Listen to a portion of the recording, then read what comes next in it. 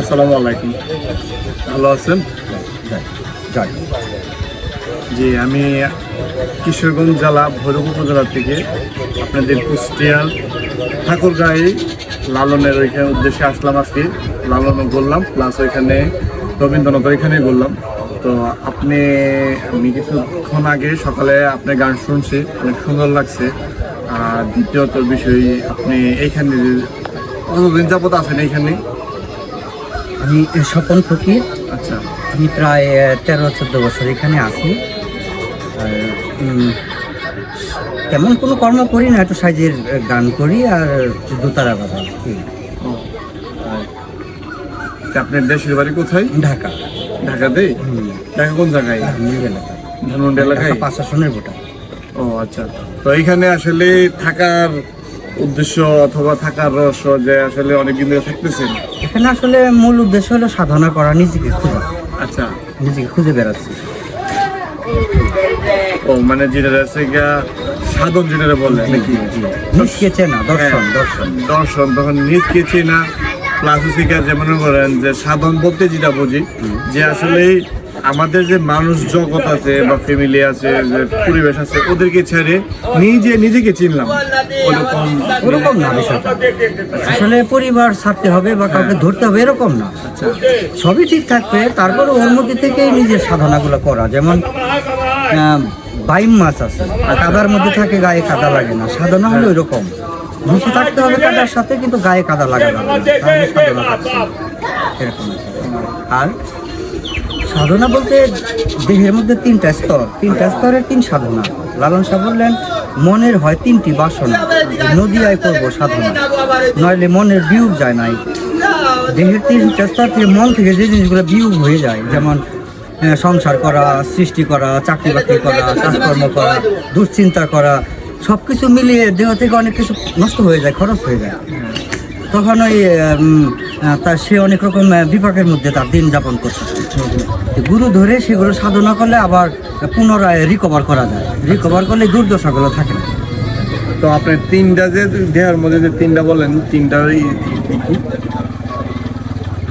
দেহের 3টা স্তর, যেমন আলিফ লাম মিম। হ্যাঁ, দেহের কোন কোন জায়গাটা আলিফ, কোন জায়গাটা মিম, এগুলো জানলেই হয়ে যায়। 18টা মুকাম আছে, জেনে বুঝে সাধনা করে।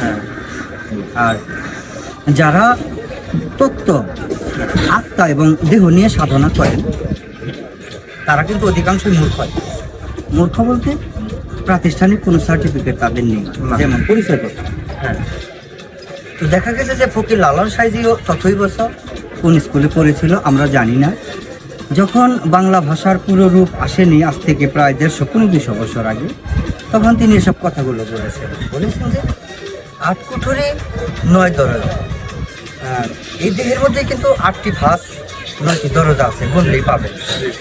আর অচিন পাখি কেমনে আসা যায়, অচিন পাখিটা কেমনে আসা যায়, কোন দিক দিয়ে যে যাওয়া আসা করে, যায় আসে। একদিন গেল আর ফিরে আসলো না। এখানে আমি যদি পড়ে যাই, পাখিটা যদি ফিরে না আসে, আপনারা বলবেন এটা একটা লাশ। পাখিটা এরকমভাবে যাওয়া আসা করে। আর পাখিটির নাম প্রত্যেকটা মানুষের নাম অনুসারে। এই জন্যই বলেছে, তুমি তোমাকে চিনিলে রবকে চিনবে। নিজকে চেনা এত সহজ সাধ্য বিষয় নয়। যেমন আয়নার সামনে যদি দাঁড়াই, তাহলে দেখা যায় নাক, চোখ, কান, মুখ, এগুলো সকলেরই রয়েছে, এগুলোই দেখা যায়। নিজকে দেখা যায় না। নিজকে দেখতে হলে চিনতে হবে, নিজের নবগুলোর সাথে বৈষণ্য প্রেম করতে হবে। অনেক ব্যাপার স্যাপার রয়েছে, কারণ দেহের মধ্যে বাইরে আছে 10টা, ভিতরে আছে 6টা। কাম, ক্রোধ, লোভ, মহামান্য, সহ্য, এগুলো খুব শক্তিশালী। এগুলোকে নিয়ন্ত্রণ করা খুব, ব্যালেন্স করা খুব কঠিন কাজ। এগুলো সাধনা ছাড়া হয় না। আপনার বয়স কত? আমার বয়স 63 বছর। 63 বছর। তো লালন তো মারা গেছে 135 বছর। হ্যাঁ। তো আপনি কত বছর বয়সে লালনকে চিনেন? মানে কথা জানেন? ছোটবেলা থেকে লালন শাহকে ভালোবাসে, এবং লালন শাহর ঘরে আমার পিতা মাতাও গুরু ধরা মানুষ, তারা ছোটবেলা থেকে গুরুর হাতে তুলে দেন। পথে আছে, কিন্তু এটা পার্মানেন্টলি থাকছি আমি অল্প দিন, 13-14 বছর। আগে দেশ দেশান্তর ঘুরে বেড়াতাম, ছবি আঁকতাম, বিভিন্ন সাইজের বিষয় নিয়ে কথা বলতাম।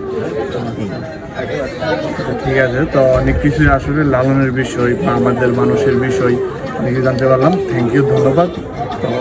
তাই বাউল ফকিরা ধারণা করেন যে প্রভু যদি কখনো ধরাধামে আসে তাহলে তিনি এই মানুষ রূপে আসবেন, এসে কিছু ভালো মেধাকে সুন্দর করে সাজিয়ে গুছিয়ে পরিপাটি করে তিনি আবার নিজ আসনে গিয়ে বসবেন। এমনিভাবেই যুগ যুগ ধরে আমাদের পাশাপাশি এসে দাঁড়াবেন, এটা আমাদের বিশ্বাস করতে হবে। শুধু বিশ্বাসের জায়গাটাকে অনেক বেশি দৃঢ়, মজবুত, শক্ত করতে হবে, তাহলে এটা আরও ভালোভাবে উপলব্ধি করা সম্ভব।